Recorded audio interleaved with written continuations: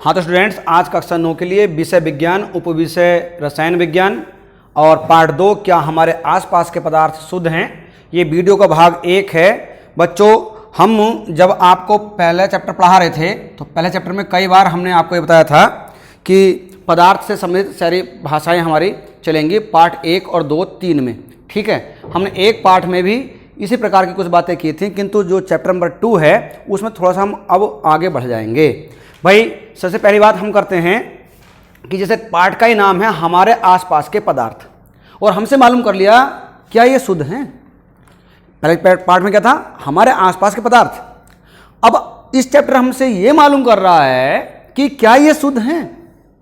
अब भाई जब प्रश्नवाचक हमारा हेडिंग है इस चैप्टर का ही, तो एक प्रश्न बनता है क्या कि हम सोचें समझें कि क्या वास्तव में जो हम पदार्थ देख रहे हैं वो वास्तव में प्योर हैं, शुद्ध हैं। तो इस बात की बात आज पूरे चैप्टर में चलनी है।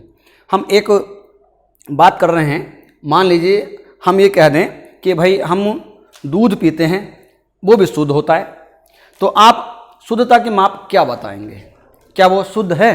कभी सोचा?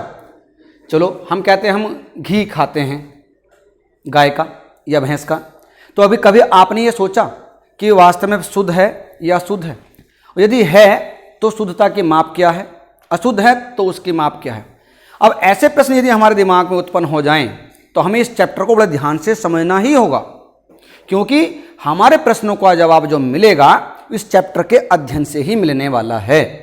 तो बच्चों, अब शुद्ध अशुद्ध की बात तो हम आगे तब बढ़ाएंगे, पहले ये समझना चाहिए कि हमारा ये संसार अर्थात जिस पदार्थों को हम संसार में देखते हैं वो किस किस रूप में हमें मिलते हैं। तो पहली बात बच्चों, ये ब्रह्मांड अर्थात यूनिवर्स, ये संसार, ये दुनिया जो हम जहाँ पर हम रहते हैं, ये वास्तव में हम दो भागों में बांट लेते हैं, एक द्रव्य और एक ऊर्जा। बच्चों, द्रव्य तो आपने पहले चैप्टर में पढ़ा था, फिर भी दोबारा सुन लीजिए। ठीक, द्रव्य प्रत्येक वह वस्तु है जो हमारी आंखों के सामने ठीक बिल्कुल दर्शनीय हैं, और कुछ द्रव्य ऐसे भी होते हैं जो अदर्शनीय रूप में होते हैं किंतु हम उनको महसूस कर लेते हैं। और तो फिर इसकी शुद्ध परिभाषा क्या होगी? द्रव्य वह पदार्थ है जो प्रत्यक्ष या अप्रत्यक्ष रूप में हम अपने ज्ञानेंद्रियों द्वारा उनको महसूस कर सकते हैं। और द्रव्य की एक विशेषता और बताई थी मैंने आपको कि द्रव्य हमेशा स्थान घेरता है, और इसमें एक संहति की बात और आई थी, अर्थात द्रव्यमान की बात आई थी। ठीक है, तो ये दो बात मैंने आपको बताई थी। तो द्रव्य में ये दो गुण विशेष रूप से होते हैं, और जब ये दो गुण हैं तो वह द्रव्य कहलाएगा। अब बात द्रव्य के बाद अगली बात करते हैं ऊर्जा की। भाई ऊर्जा क्या है? ऊर्जा हमारे ज्ञानेंद्रियों द्वारा ऊर्जा को कब महसूस किया जाता है?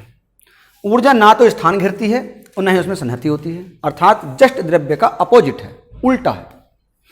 अब ऊर्जा तो विभिन्न प्रकार की ऊर्जाएं हमारे पास हैं।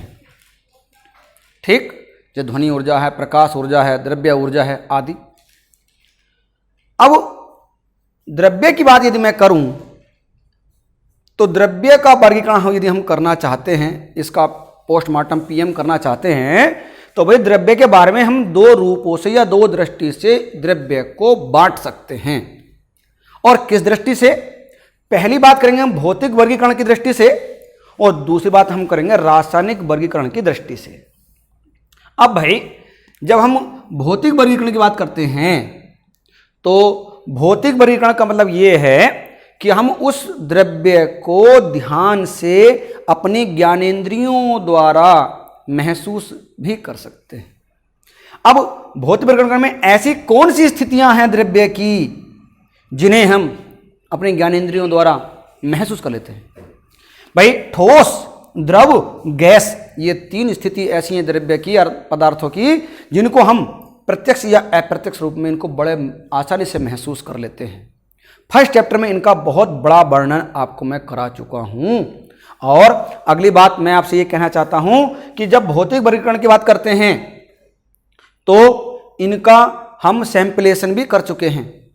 जैसे कि मैंने आपको बताया था कि ठोसों का जो आकार और आयतन होता है वह दोनों ही निश्चित होते हैं। और क्यों होते हैं मैंने आपको यह भी बताया था, क्योंकि इनके अणुओं के बीच लगने वाला आकर्षण बल, जिसे अंतरा आणविक आकर्षण बल कहते हैं, इंट्रामोलिकुलर फोर्स कहते हैं, वह बहुत प्रबल होता है, स्ट्रॉन्ग होता है, जिसकी वजह से इनके कण या अणु आपस में बहुत ज़्यादा टाइटली पैक्ड अर्थात जुड़े होते हैं।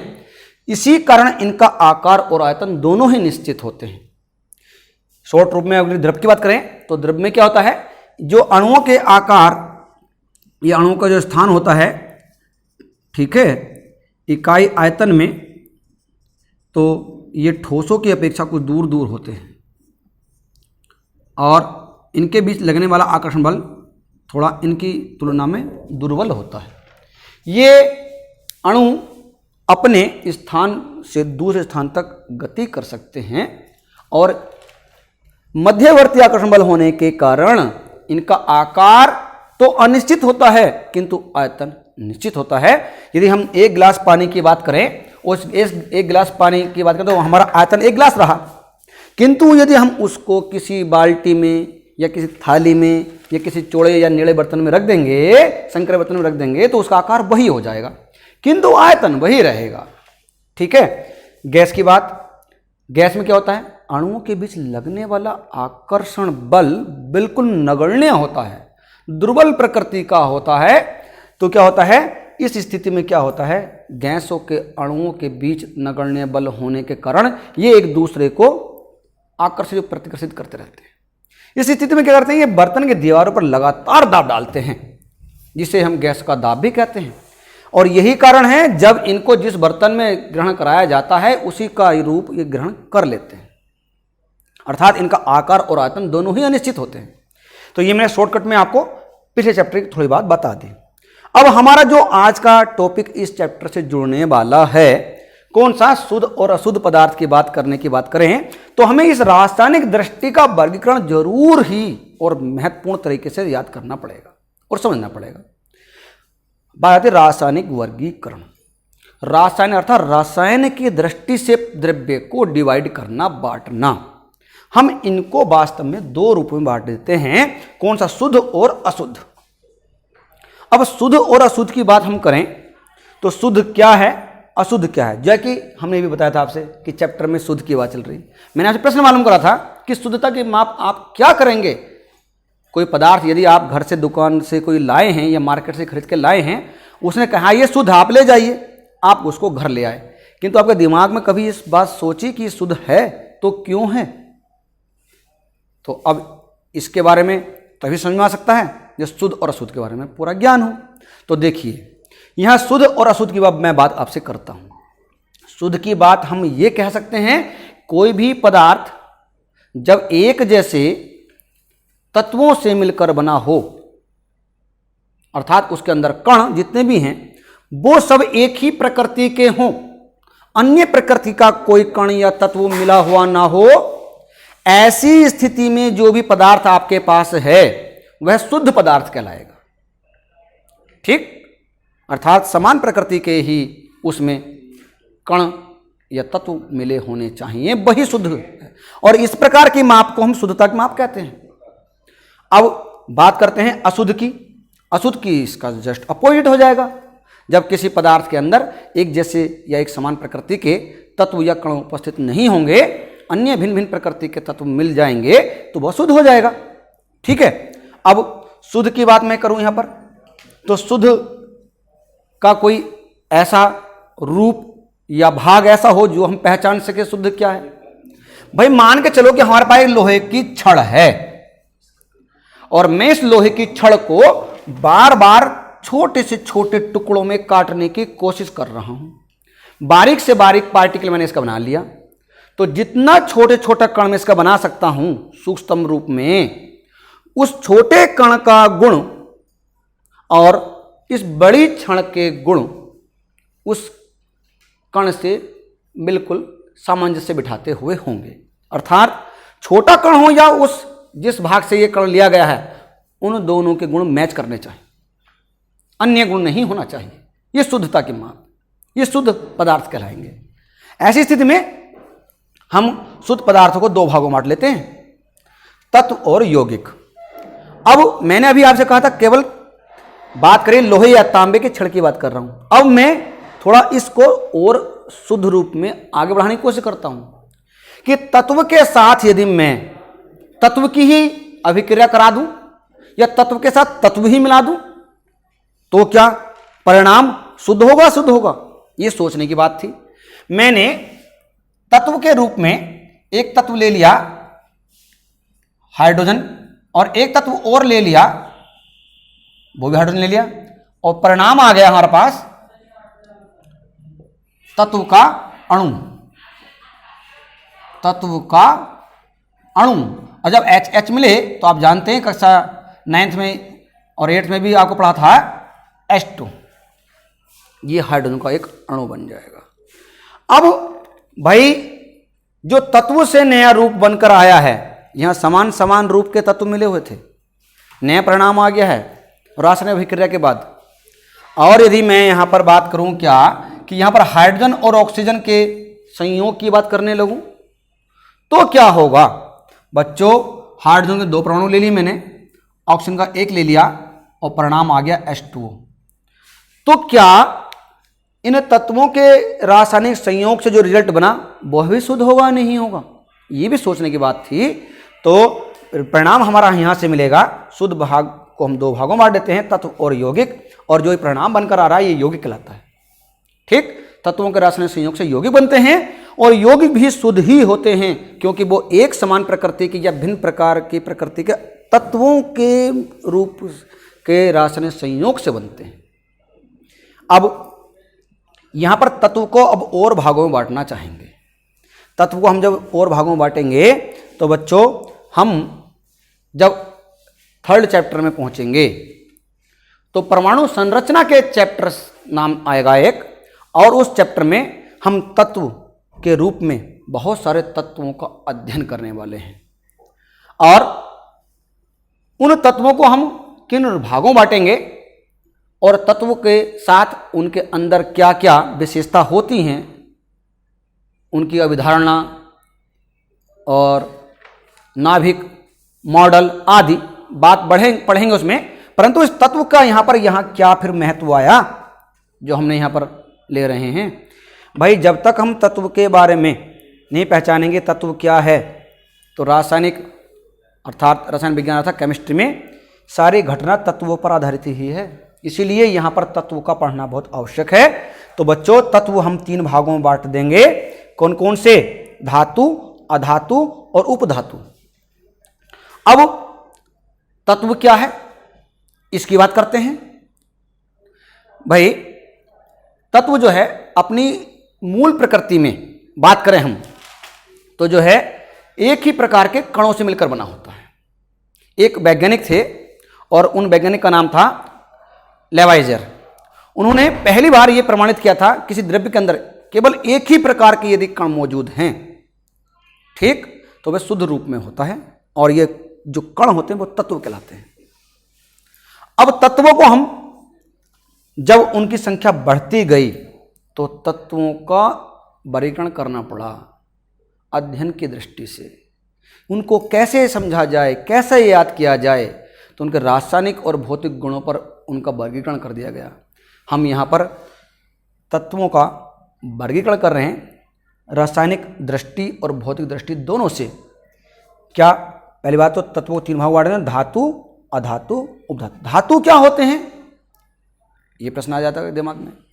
बच्चों धातुएं वे होती हैं जिनके अंदर विशेष प्रकार की चमक, विशेष प्रकार की खनक, चोट पड़ने पर या हथौड़े से पीटने पर उनके पृष्ठ क्षेत्रफल में वृद्धि हो जाती हो, गर्म अवस्था में उनके तार खींचे जा सकते हों, रासायनिक अभिक्रिया में इलेक्ट्रॉन त्याग करके धनायन बनाती हों।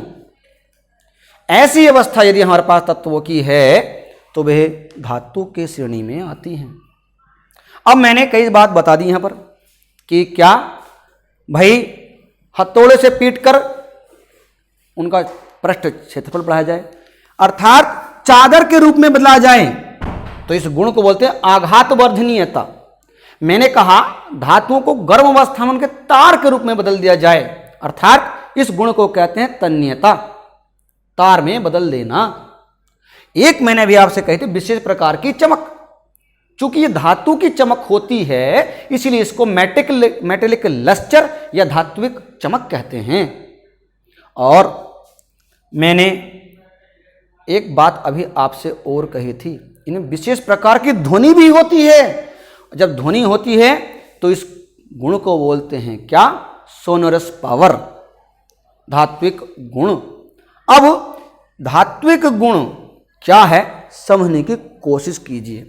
आप कभी विद्यालय में पढ़ने आते हैं, आपके हर पीरियड में घंटा लगता है, ठीक? कभी आपने सोचा कि घंटे के बाद लगते ही ये हमारे तुरंत कानों पहुंच जाती है?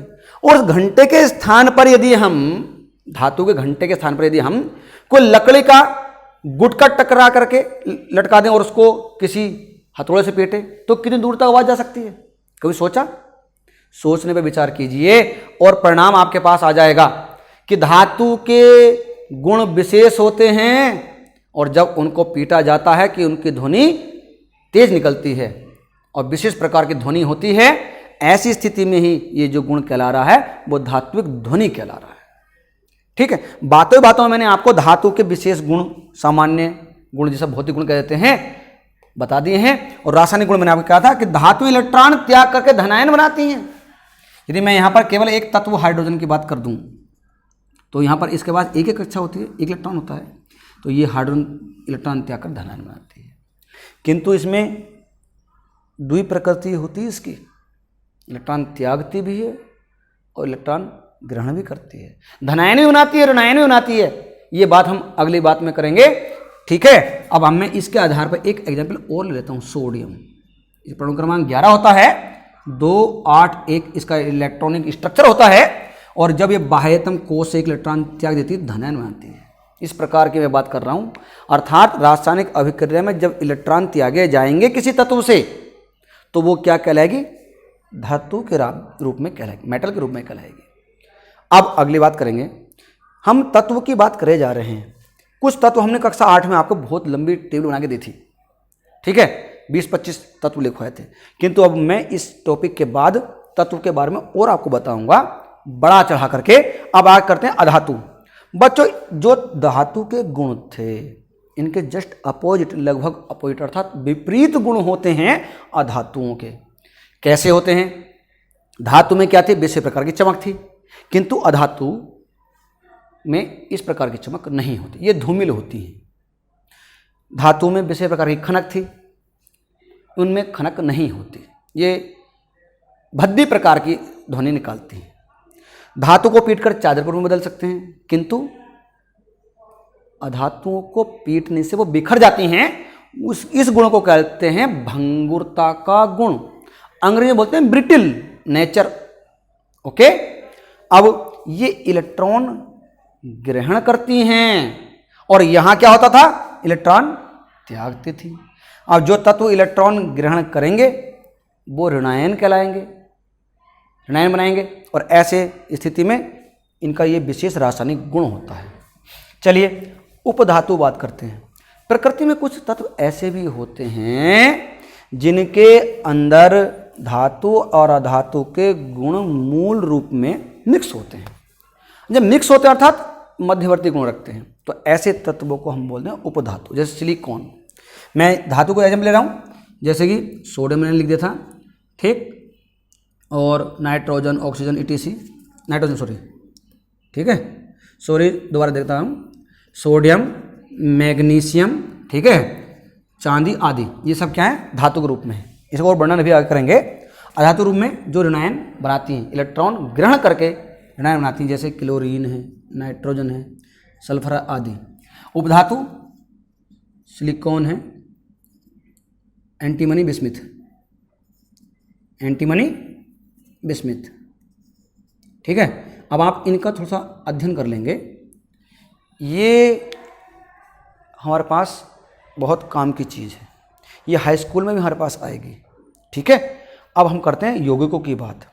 यौगिक भी मैं आपको बता रहा हूँ कि जैसे मैंने भी आपको कहा था कि तत्व संयोग करके यौगिक बनाते हैं। जब तत्व रासायनिक संयोग करके यौगिक बनाते हैं तो यौगिक भी हम दो भागों में बांट देते हैं। कौन कौन से? कार्बनिक और अकार्बनिक। ये क्या चीज है? कार्बनिक और अकार्बनिक मतलब क्या है बच्चों? कार्बनिक मतलब है जिनमें कार्बन मुख्य रूप से उपस्थित होता है। 9th के स्तर पर आप केवल इतना समझेंगे कि वे पदार्थ जिनके अंदर कार्बन मुख्य रूप से होता है, चाहे उसके साथ और अन्य तत्व जुड़ा हुआ हो।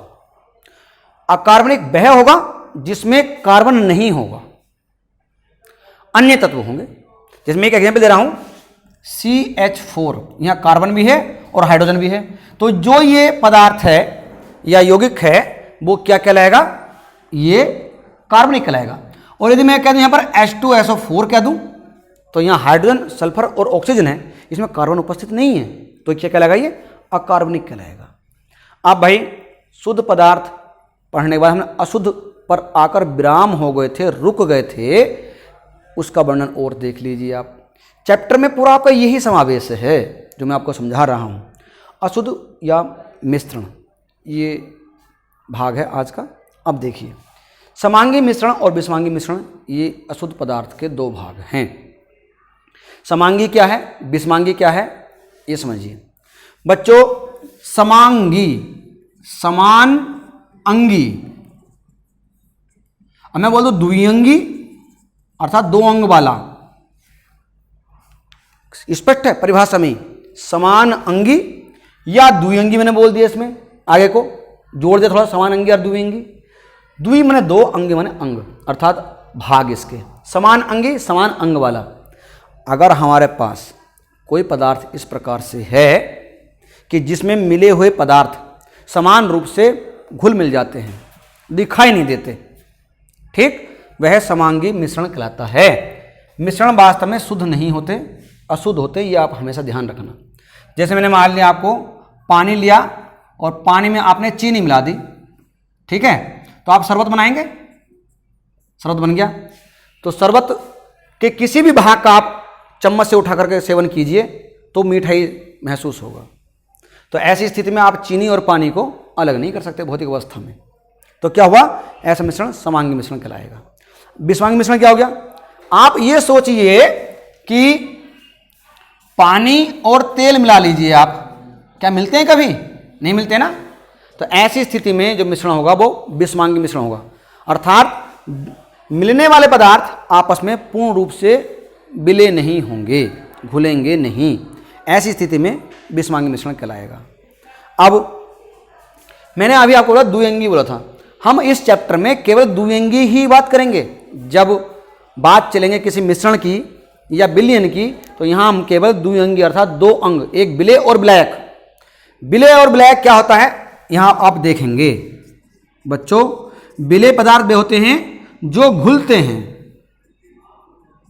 जो घुलते हैं, और विलायक वह होते हैं जो घोलते हैं, अर्थात जिसमें विलेय पदार्थ घुलते हैं, जिसमें विलेय पदार्थों को घोला जाता है। तो बच्चों इस आधार पर आपको ध्यान रखना विलेय और विलायक क्या है। विलेय क्या है? जो घुलते हैं। जैसे मैंने चीनी बोला, चीनी पानी में घुल जाएगी, जो घुल रहा है चीनी घुल रही है तो चीनी विलेय हो गया। विलायक, चीनी पानी में घोल रहे हैं चूंकि हम शरबत बनाने के लिए, तो पानी क्या हुआ? विलायक हुआ, और चीनी क्या हुई? विलेय हुई। और जो रिजल्ट बनकर आया वो बनता है विलयन। अब विलयन की फिर परिभाषा क्या हो जाएगी? विलेय प्लस विलायक का मिश्रण क्या कहलाएगा? विलयन कहलाएगा। और मिश्रण समांगी भी हो सकता है, विषमांगी भी हो सकता है, होमोजेनियस हो सकता है, हेट्रोजीनियस हो सकता है। इस पाठ में अब इसके बाद हम आपको बताएंगे कि ये तत्व हम आगे कैसे पढ़ें। इस भाग में तत्व की बात अब आगे कैसे की जाए कि चैप्टर हमारे लिए आसान हो। तो देखिए,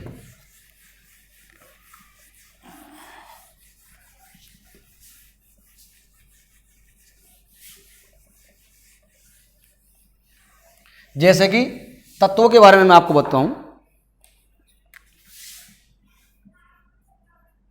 तत्व, हाइड्रोजन पहला तत्व है, परमाणु क्रमांक 1 होता है, कक्षा 8 में मैंने आपको पढ़ाए थे। तो कुछ तत्वों के नाम मैं बता रहा हूँ। Hydrogen, helium, lithium, beryllium, boron, carbon, nitrogen, ठीक है, ऑक्सीजन और फ्लोरीन, फिर आपका नियोन, सोडियम, ठीक है, 12 मैग्नीशियम, 13 एल्युमिनियम। इसे क्रमांक डाल सकते हैं 1 2 3 4 5 6 7 8 9 10 11 12 13 14 होता सिलिकॉन, 15 होता फास्फोरस, 16 होता सल्फर, 17 होता क्लोरीन, 18 होता है आर्गन और 19 होता है पोटेशियम, 20 होता है कैल्शियम, ठीक है, 21 स्कैंडियम। इस प्रकार से मैंने आपको पिछली बार भी लिखवाए थे और मैं आपको पीडीएफ में ये आज का पढ़ाया हुआ मटेरियल आपको भेज दूंगा। पाठ को ध्यान से पढ़िए, इस सारी टेबल पर ही पूरा चैप्टर है। शुद्ध अशुद्ध की माप मैंने आपको बताई। जब समान प्रकार की प्रकृति के कण मिले हुए होंगे, परमाणु मिले होंगे, वो शुद्ध होंगे, जिसमें नहीं होंगे वो अशुद्ध होंगे। इस बात की घटना हमें तभी पता चलती है जब हम केमिस्ट्री में इस पार्ट बड़े ध्यान से पढ़ लेते हैं। इसके बाद आप शुद्धता की परिभाषा को समझ सकते हैं। Thank you. चैप्टर को ध्यान देखिए, पढ़िए और वीडियो को लाइक और शेयर कीजिए। धन्यवाद।